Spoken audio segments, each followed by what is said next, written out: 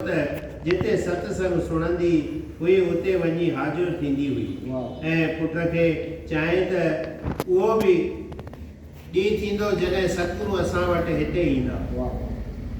शेवादास चयो त उन्हीअ ॾींहुं असीं पंहिंजा वॾा भाग सम्झंदा ॼाणंदासूं। माईअ एटो हूंदो हो, एटो मञे हो जेको गॾह वांगुरु ईंदो आहे, जंहिंते कपां जूं पोहड़ियूं ठाहे सुट कतींदी हुई ऐं स्वामिन खे यादि कंदी हुई। उहो हूंदुसि ऐं स्वामिन खे यादि कंदी हुई। हिकिड़े ॾींहुं सतगुरनि खे यादि करे चवणु लॻी त मां उमिरि में वृद्ध आहियां ऐं पंधु करण जी मूं में तौक़ीफ़ कान्हे। तव्हांजो पंधु पहाड़नि जो ऐं अणांगो आहे, न त जेकर मां अमृतसर अची इन सुट सां तयारु थियल कपिड़ा पंहिंजे हथनि सां पहिरियां। श्री गुरु हरगोबिंद साहिब सभु कुझु ॼाणण हार सम्झी रहिया त बराबरि असांजो इंतज़ारु कंदी रही आहे ऐं राति ॾींहुं सुख कोन्हेसि। ऐं तंहिंखां सवाइ प्रभात में रहण वारा सिख पिणु घणा आहिनि, पर्वतनि में रहण वारा सिख पिणु घणा आहिनि, जिन खे असांजे ॾिसण जी ॾाढी सिक आहे। तंहिं करे ज़रूरु ओॾांहुं हलणु घुरिजे। अहिड़ो वीचार करे कुलचंद माता खां पेरे पई मोकिलाए सभिनी सां यथा योग मिली सन्मान करे केतिरा पहलवान पाण सां वठी दासन समेत कश्मीर खे निहाल करण लाइ अमृतसर मां रवाना थिया ऐं रोज़ मंजिलूं हणंदा चपराहड़पुर जे वेझो पहुता। परियां को ब्राह्मण पे आयो जंहिं हेतिरो सारो माण्हुनि जो घमसान ॾिसी सुवारनि खां पुछियो त ही केरु आहिनि। हुननि जवाबु ॾिनो त ही श्री गुरु हरगोबिंद साहिब सचा पातशाह आहिनि। जॾहिं सतगुरनि जी सुवारी वेझी आई तॾहिं स्वामी ने उन ब्राह्मण खां पुछियो त हिन हंधि को पाणी आहे। ब्राह्मण हथ ॿधी अर्ज़ु कयो त तव्हीं जगत गुरु ऐं दोष नाश कंदड़ आहियो। तव्हां खां कंहिं हंध जी का बि बुझाई कान का आहे। जो पदार्थ मन करे ॾिसी नथो सघिजे सो बि तव्हीं ॾिसी सघो था।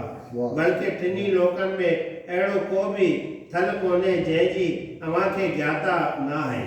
पोइ सम्झी नथो सघिजे त मूंखां हिन बाबति छो था पुछो ऐं जेकॾहिं जल सां कमु अथव त जेॾऊं सम्झो ओॾऊं हलिया वञो, न त बि पंहिंजे लाइ खणी नओं पैदा करियो। तव्हीं समर्थ आहियो, जीअं चाहियो तीअं करे सघो था, पर जेकॾहिं ईअं न करियो त जिते निर्मल जल ॾिसो उते लही पइजो। सोनी कुलचंद एतिरो ॿुधी पंहिंजो घोड़ो रोकियो ऐं सेना जा आदमी हेठि लही पिया। शेवकनि अर्ज़ु कयो त सचा पातशाह हिते जल त ॾिसण में ई कोन थो अचे। आईंद जीअं साईं जन जी रजा ऐं कुझु पंध परभरो हुजे त का जेकर भरे अचूं। हाँ, श्री सतगुरनि जे हथ में उन वक़्तु हिकु बणशो हो, सो उन्हीअ सख़्त ज़मीन में गच जेतिरो अंदरि दॿाए जा छिके ॿाहिरि कढियऊं त हिकदमि धरती फाटी पई ऐं पाणी जोर सां निकिरणु लॻो। बोल गुरु हरगोबिंद साहिब की जय। साहिबनि तॾहिं पंहिंजे माण्हूअ खे हुकुम ॾिनो त हिन हंधि थोरो खोटे खॾ करे छॾियो त कुझु क़दुरु जल उन में बीठो रहे। शेवकनि यकदमि उहो हंधि ऊनो बणाए जेतिरो पाणी खपंदो हुअनि तेतिरो पाण लाइ रोकियऊं ऐं ॿियो पाणी अहिड़ो त जोर सां वहणु लॻो जो ॼण के घणे काल खां वहंदो थिए रहियो। पोइ महाराजनि जे लाइ फर्श करायूं ऐं उमदा गिल्म गालीचा विछायूं। दास धोती अंगोशो खणी आया। गुरु महाराजनि स्नानु कयो। ब्राह्मण खे ॾिसी अजब लॻो ऐं पिणु अंदर में डपु थियुसि।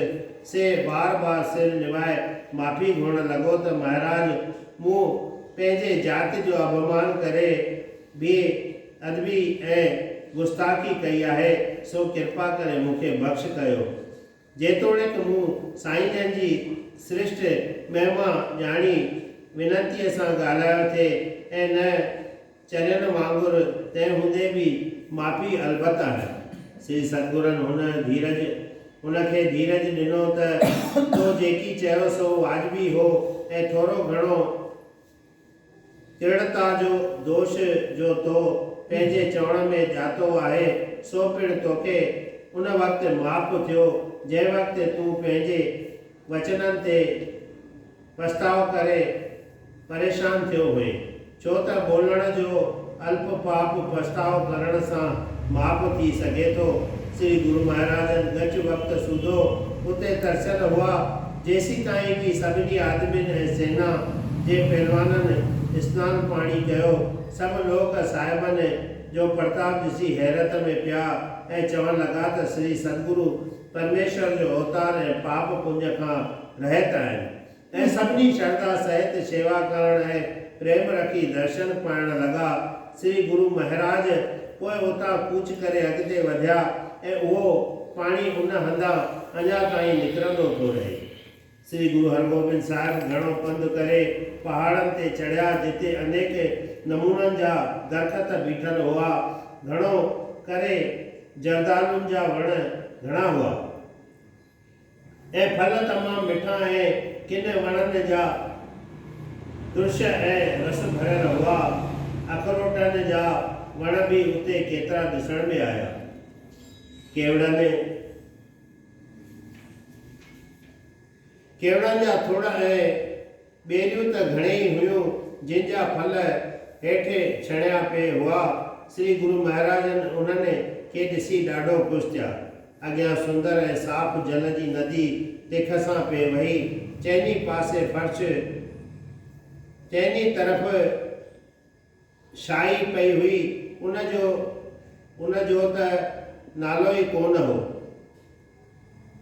उस जो त नालो ई कोन हो। रस्तो अहिड़ो हो जो कंहिं हंधि टकर ते मथे चढ़ी वञिजे त किथे लही हेठि ज़मीन ते अचिजे। इन तरह श्री सतगुरु पर्वतनि जो सैर कंदा आहिस्ते आहिस्ते पंधु लताड़ींदा पोइ विया पहाड़नि में रहण वारनि सिखनि खे जंहिं हंधि सुध थिए पई त सुखराज सतगुरु हिते पधारिया आहिनि त यकदमि उमंदियूं भेटाऊं आणे दर्शन पाए बिल्कुलु ख़ुशि थिए थिया। आख़िर पंधु कंदे कंदे जॾहिं पहाड़नि जे सिधाईअ ते आया तॾहिं हिकु शेवक कटुअ नाले सां उते रहंदो हो जो हिकु दफ़ो अॻु मंझि अमृतसर में अची गुरु हरगोबिंद साहिब जन खां उपदेश वठी निहाल थियो हो ऐं सदाई सतनाम जे रस में भिनो रहंदो हो। सतगुरनि बि उनजो प्रेम ॾिसी संदसि नालो भाई कटू रखियो हो।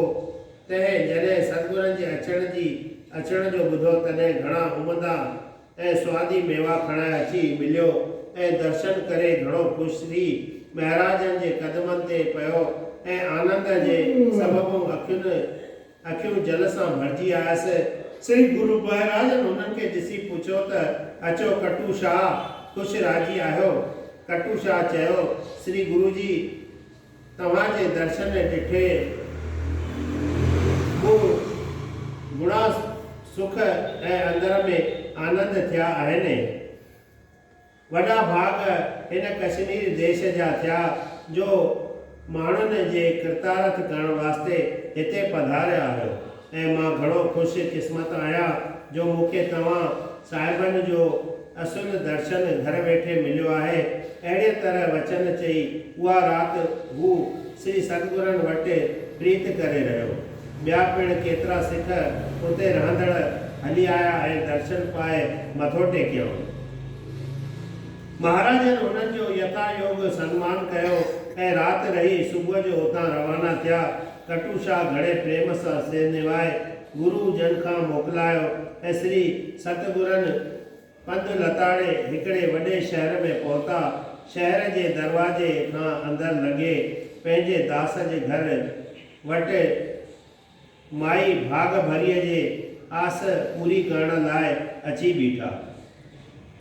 सेवादास घोड़नि जो शुभनि जा खड़का ॿुधी घर मां ॿाहिरि आयो ऐं अची ॾिसे त श्री गुरु हरगोबिंद साहिब घोड़े ते हसवार वॾो बणशो हथ में धारे बीठा आहिनि। सो यकदम डुकी अची सतगुरनि जे चरणनि ते पियो ऐं अंदर में ॾाढी ख़ुशी थियसि। वेचारनि खे वरियनि खां सिक हुई जा मस अॼु पूरी थी वञे। सो तुरंत निकाब झले विनंती करे सतगुरनि खे घोड़े तां लाहे घर वठी आयो ऐं उते हिकिड़ी उमंदी खट विछाए ॾिनई ऐं ख़ुशि थी माता खे ॿुधाई त अम्मा अॼु ॿुधाई त अम्मा जंहिं लाइ तूं जिता प्रीति चित में चाह रखी इंतज़ार करे रही आहीं सो कृपानाथ कृपा करे पंहिंजे घर हली आयो आहे ऐं पंहिंजो नालो ग़रीब निवाज पधरो करे ॾेखारियो अथनि ऐं जहिड़ो तुंहिंजो नालो भाग भरी आहे तहिड़ो ई तुंहिंजो सचो भाग अॼु अखियुनि सां ॾिठुमि। ॿुढी माई श्री गुरु महाराजनि जो पंहिंजे अंगण में अचण जो ॿुधी प्रेम में व्याकुल हिकदमि उथी खड़ी थी, पर वेचारी हिकिड़ी हुई ज़ईफ़ ऐं उमिरि में वॾी। ॿियो कयाई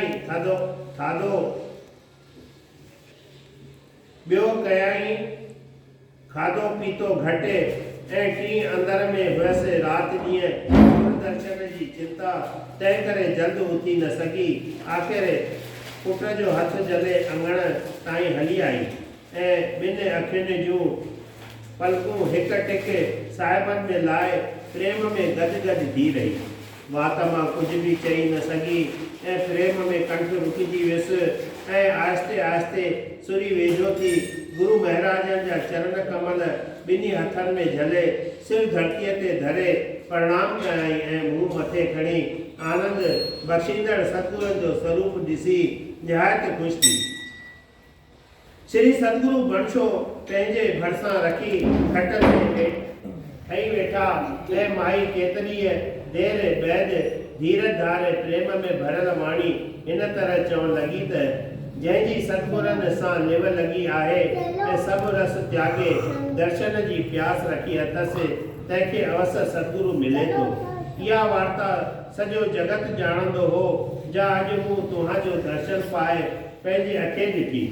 आउं कुर्बान वञा बलहार वञा ऐं सौ वारी सदके वञा भोली वञा वारी वञा ईअं चई हिकिड़ी वॾी गुलनि जी माला आणे श्री सतगुरनि जे गिचीअ में विधाई ऐं चवणु लॻी त श्री गुरु जी मूं तव्हांजे पूॼा वास्ते घर में जाइ ठाहे छॾी हुई जिते वेही ध्यानु धारींदी हुयसि त अव्हांखे हिन तरह पहिराईंदसि। सो मुंहिंजो ध्यानु अॼु तव्हांजे दर्शन पाए सफलो थियो आहे। श्री गुरु हरगोबिंद साहिब एतिरो ॿुधी फरमाइण लॻा त माई तो असांखे पंहिंजे प्रेम सां ॾाढो क़ाबू करे छॾियो आहे। हाणे कढ उहो वस्त्र जेके सिक धरे असांजे लाइ सुधारे अथई ऐं राति ॾींहं जंहिं जे अर्पण लाइ यादि पई कए त पहिरियां ई उहो पहिरायूं ऐं असांखे तुंहिंजे पहिराइण जे प्रेम करे ॿिया अर्पण भी मिठा नथे लॻा। माता भागवरी सतगुरनि जी घुर ॿुधी अवल त अचब में पइजी वई ऐं पिणु चवणु लॻी त अव्हांखे इन्हनि ॻाल्हियुनि में कहिड़ो अचरज आहे छो जो अवी सदाई इन तरह कंदा रहंदा आहियो ऐं जात पात जो वीचार कोन रखंदा आहियो। न कि ॾिसो स्त्री न पुरुष न धन न गुण फ़क़ति हुन जे अंदर में प्रेम परखींदा आहियो। न त जेकर मूं वटि मलिन धन गुण बल्कि सभिनी भांते हीण जे लाइ ही पहाड़नि जा औखा पंध करे केरु अचे। पर जीअं ॿुधण में आयो त तव्हांखे पंहिंजा सिक प्यारा आहिनि सा वार्ता सच ऐं तहक़ीक़ तव्हीं भॻत वशल ऐं विष्णु अवतार आहे ऐं जीअं मूं पापियुनि खे पवित्र कयो अथव तीअं सदाई दीननि ते तव्हांजी दया आहे। मां तव्हांजी कहिड़ी तारीफ़ चवां मत थोरी ऐं चवण जो ढंग कोन्हेमि पर तव्हांजो नालो अधम उदाहरण आहे तंहिं करे फ़क़ति इन वचन ते पको भरोसो अथव। तव्हीं नवन निधियुनि ऐं रिधियुनि सिधियुनि जा मालिक, सॼे जग जा मालिक ऐं अंतर्यामी आहियो। ऐं हिकिड़े खसीस वस्त्र का वॾी ॻाल्हि कान्हे।